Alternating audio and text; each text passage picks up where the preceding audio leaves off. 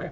So step 2 is going to be combination of everything that we've done up until now, facing, turning with the can cycle, parting off,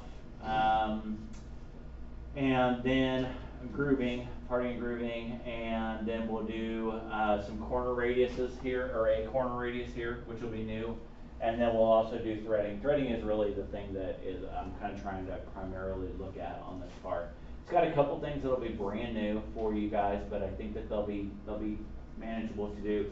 This will probably be, I think personally, this program is harder than the student program that you guys will be doing next.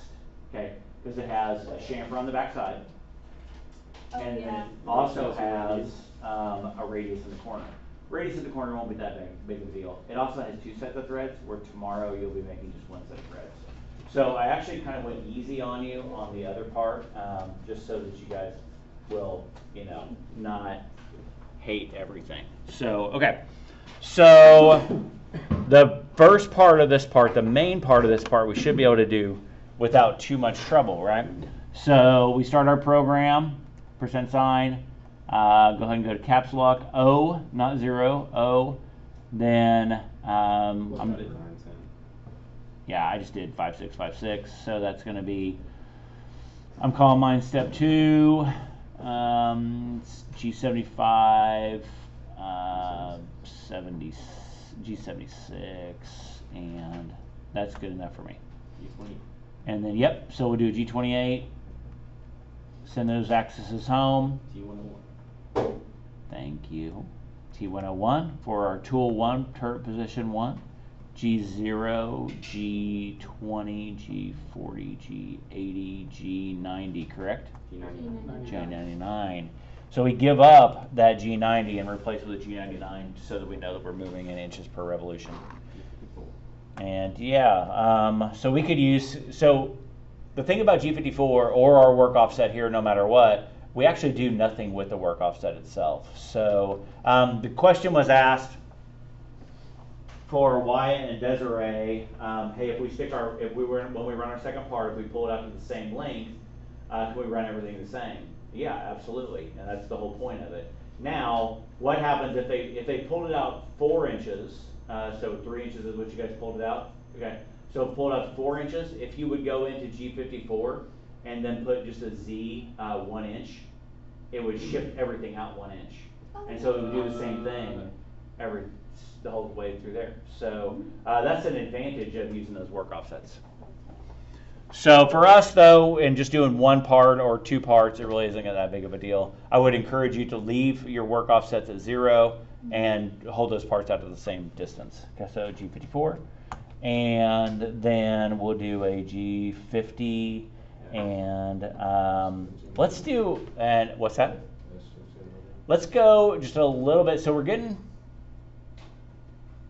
I want you to be mindful of the fact that this material is a little bit larger than some of our 1 inch stuff. So this is 1.5" stock. We can still go 1500, but what I want to make sure that we're not ramping that thing up too much, especially in our part off. So we'll max our spindle out to 1500 with the G50 S1500, and then what do you think for G96? Same as what it's been. Yeah. What has that been? 800. 800. So surface footage doesn't matter. So it doesn't change per size of tool or per size of stock. It stays the same the entire time. M3. Yep, M3 for spindle on. G0. Yeah, wrap it up. G0. Our stock is 1.5, so it's 1.5" stock. So let's go 1.6, and let's go Z.1. So we're going to bring our insert up to here, right up there for that thing. Right. Come in here and face this thing off, wrap it back, and then we'll go into a G71. I take it's to get all the sizes automatically without constantly going typing. For what? I was thinking of like being all the sizes. Well, so we haven't got into any diameters yet, we're just facing off. So let's just face it off. So Z0, I'm honestly thinking ahead. and then G1, x minus 0.030, and feed of 8, and then we'll wrap it back, G0, x 1.6, z 0.1. Okay. If you're not there, I'll give you a second or two to get caught up.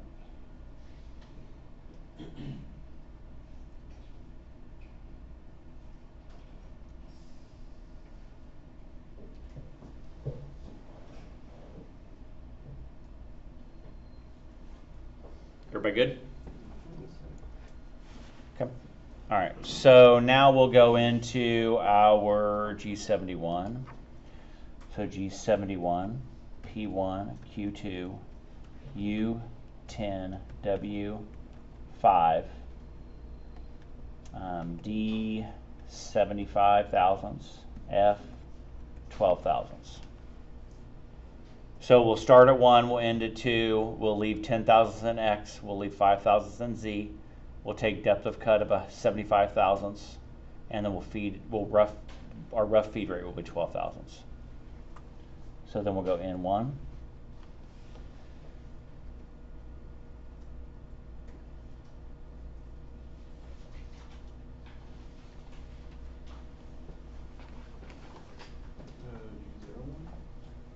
What's that? G01? It will be.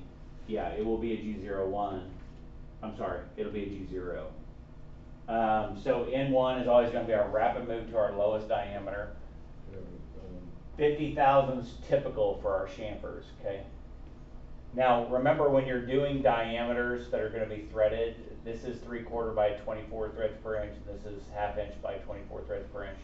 Probably those ODs are not 750 thousandths and 500 thousandths. They're probably a couple thousandths under that, just to make sure that that works out right. I see John's got his book out. He can look those things up for us, unless somebody else has their book out as well. So let's just say John can look up threads, and the rest of us will start talking about the other parts. So let's say first diameter is half inch, 24 threads per inch. So 50 thousandths chamfer means we start at what diameter?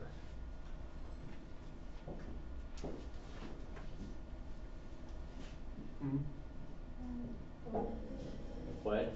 450. Go down another 50. 400. So that 50 thousandths chamfer has to overcome two sides, so here and here. So it's going to be double on them. So 400 thousandths for the diameter. G0, 400. Yeah, G0 x 400. So why is it 400 exactly? It's 400 because this diameter is 500. You forgot the X. Okay. This diameter is 500. And then this chamfer is 50 thousandths, but in order to get down, since we're really cutting on both sides, we've got to get down to 400 to come out to 500. So it's a 50 thousandths chamfer here, and it's a 50 thousandths chamfer here. See what I'm saying? So if it doesn't specifically tell you what the lowest diameter when you're making a chamfer, do you always go 100 thousandths under? No, it's almost always going to tell you. Here it says 50 thousandths chamfer typical. Typical means it is like that on every other chamfer that's not specifically called out for something other than that.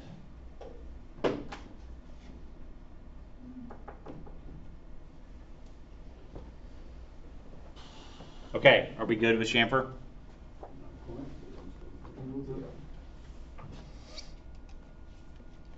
Okay, what's our next move?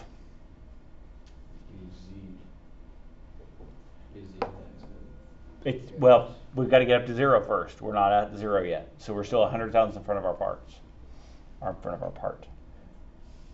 G1, Z0. So that brought us up to the very front of the part. John, if we have a half 24, what's the major diameter of it?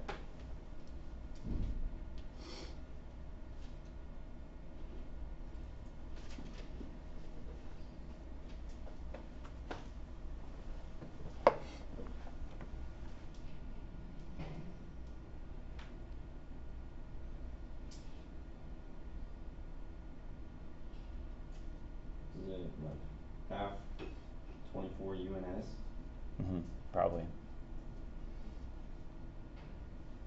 So outside diameter threads. The major diameter max is 498 thousandths and 8 tenths. Okay, does it have a min on it? 491,006 tenths. So we can go 498 to 491. So what's the nominal of that? Middle. In the middle of it. Yeah, that's So- what nominal means. What is the, yeah, what's the middle? What's halfway in between those two things? 495. What? 495. 495? That sound right? Good. So here's what we're going to do is we're going to go up to x 0.495 z minus 0.05. That will then create a 45-degree chamfer, like that. So we went up to 0 right here. And x and z move creates a diagonal move to this point right here. Everybody with me at that point? Okay, John needs to be looking at the next one, which is 3/4 by 24 threads. And you move down to 75. And Z negative 75. Yeah, exactly. So z minus 0.75. So we're super good there. I'll move this up a bit. Okay. So now what? X needs to go out to. X needs to go 100 thousandths below the diameter that John tells us. So John, you got a new diameter for us? Yeah. What do you got? So the max is 748 thousandths. 748. And the min? Minor is. No. The minor or the min? I want the min on the diameter. Yeah, the min. Okay. 741. 741. So is that going to be 744? So. Is that nominal from those? Yeah. Okay. 745 feels better, but I don't quite understand how he's able to figure it out just by looking at the print. he's got a machinery handbook in front of him. I meant besides looking at the book, yes, I get he's looking at the book, but I can see how you can tell like which type of thread it is by looking at the print. It says Right there. 3/4. 3/4 by 24 threads per inch.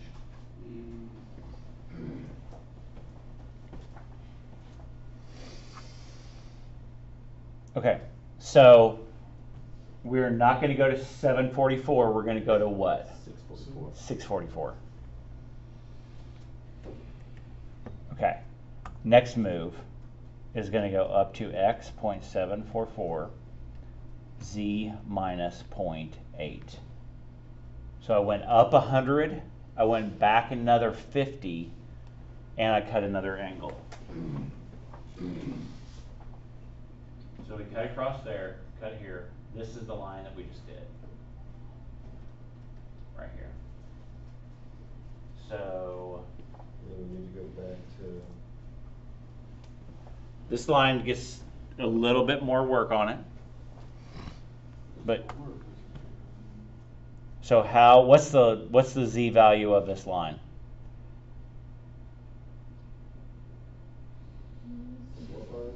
What? From the very front of the part. To the end of the thread. Nope, all the way back. So not counting the radius is 1.75. Yeah, so we'll go z minus 1.75. So what we really have here is a circular interpolation move now, right? A couple different ways of doing it. One of the ways that we're going to try is a pretty common Haas method, and really, I shouldn't even say it's a Haas method. A lot of the newer CNC programming systems are going to let you do this. All we're going to do is put an R for the radius at the end of this line, and it's going to automatically cut that radius. R.1. Now, in the future, depending on if you're using cutter compensation or not, I would tell you, if you put 100 thousandths radius, it actually made 130 thousandths radius, because your tool nose is 130, or 30 thousandths probably. Okay, so if you were really calculating tool nose on this, which on this one we're not, you would really only do an R of about 70 thousandths, and then your 30 thousandths tool nose would make up the rest of it. So, yeah. Can you explain those last 2 lines? Last 2 lines? Last 3. 3 here? Yeah, start with the line. You bet. So, I'm gonna do this, I'm gonna freeze this so that it doesn't. Yeah, I was gonna say this, what we do is very confusing. Okay, so we've made it to here. That's this line right here. Okay? Now we've got to move up to here. This line, this diameter, since it's a thread, we know we're not going all the way to 750, right? Because John already told us we're going to 741 would be the nominal of that. So really we're going to 741 for that. And then, in order to create that chamfer that goes on there, whenever you're making a 50 thousandth chamfer, you're always going to take 100 thousandths off the diameter for the start point. So that number then becomes 640, I said 640, let me say, sorry, 744, not 741. So in order to get to that spot,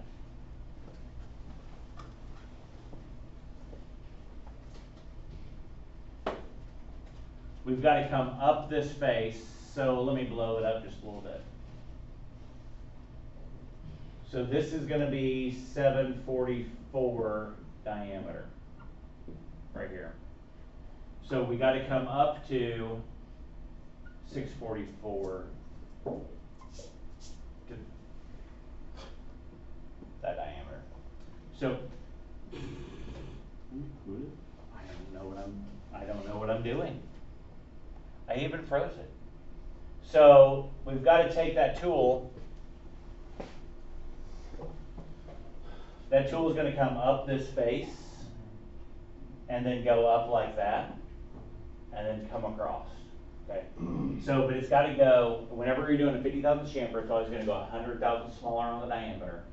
Then it's going to go up 100 and back 50 in order to make that. So the diameters are always going to double on your chamfer. So if you're doing a 75 thousandth chamfer, it's going to change by 150 thousandths in X, 75 thousandths in Z. If you're doing a 30 thousandth chamfer, it's going to change by 60 thousandths in X, 30 thousandths in Z.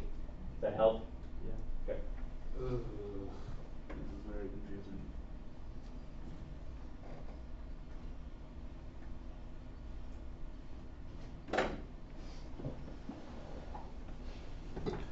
All right, so we are here. We just did this corner radius. Okay. Now we're going to go up in X, right? Mm-hmm. So we're going to go to X of what? Okay, don't blurt it out. Whiteboard. Yeah, whiteboard. Tell me what diameter you think that you should be going to.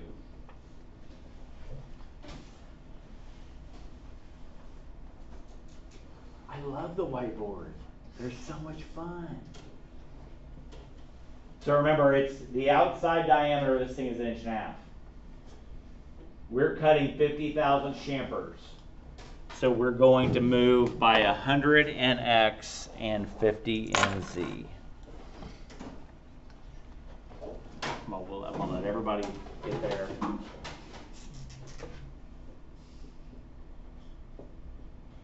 I will tell you when to show me all at once, because when you show me before, I forget who's done it. Why is there like 2 solid lines for the last diameter? Because that's, These two right here. yeah. So you're seeing that front edge of that chamfer, and then you're seeing the top diameter. So if you were looking at this part, you would see the major diameter being out the outside, and then you would see another solid line there. I don't think I have one of these parts. Let me look. The dotted line is the groove. Yeah, dotted line to groove. I'm aware that the other line is, but I'm aware of that. Okay, so this won't be a perfect example. But see how this has a chamfer, and you can see you got your solid line for the outside diameter, and you see a solid line for the top of that chamfer, or the bottom of the chamfer. Okay. With me?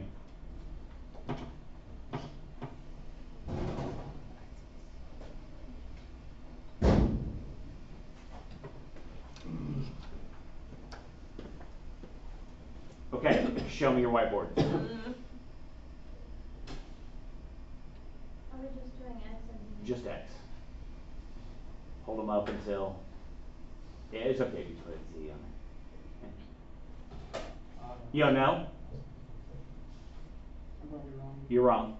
Several of you are wrong. It's okay. 1.4 is the number. Okay. Yeah. So you're going to move to get to 1.5. You've got to start that chamfer at 1.4. So you've got to come up short. So we've turned this. We've come up here. We've turned this corner. We've got to go up to here. Remember, we're just turning this thing like it's one giant thing, okay? So if we were going to come up here, we would go to 1.4, and then from 1.4 we would start chamfering. I looked at the wrong one. What's that? I said I looked at the wrong one. Yeah, so just going to come up to 1.5 on there, okay? So 1.4 is where we're going to face up to, or cut up to. Seems like a rare instance in which you'll go 1,000 lower than the actual diameter size just to get that chamfer. Yeah, but you got to keep thinking as though you're cutting this with a giganto tool that can make this entire thing in one profiling pass. Okay, so if you think about it like that, like it's just doing, like you ever seen anybody do like a tracer lathe or like a wood lathe where they take this giganto pass through it and make like a table leg or something? No. It's like that, and so it follows that pattern, but it's got to go up that face and start short of it and then cut the angle. Because if it goes up too high, so if it goes up here, it can't cut that angle because it's already past it, right? So it's got to start short. It's got to start short here so that it can go at an angular move. Okay, next move is going to be X 1.5 Z minus 2.25. Does that sound right? I don't know. I got 1.8. I thought it was between 1.8. Oh, sorry, it is 1.8. Z minus 1.8. So it's another 50 thousandths back. Yep. So 1.75, and then 1.8 takes us to the back of that chamfer. The next move is Z negative 2.45. Okay. Can we cut? Actually, we probably can. That last chamfer? We could probably cut that last chamfer with this tool. We're not going to cut it with this tool. We're going to cut it with our parting tool. The chamfer? Yeah. When you're using a G71 or a G70, that profile has to always go from smallest to largest. It can't do this. So say this is X0. It cannot go like that. So it's always got to go up. All right. So we can't do that chamfer in our G71 because it's no longer going up. It'll be going back down.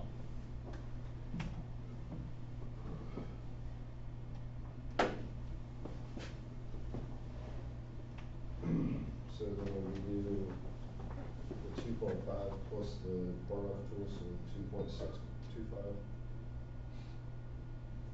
Yes. Z minus 2.625. Okay. That can actually be our in move or our into move as well. What's that? Or we could do into X 1.6 because we're starting up at 1.6. Either way. Huh? Still frozen. Oh, and froze.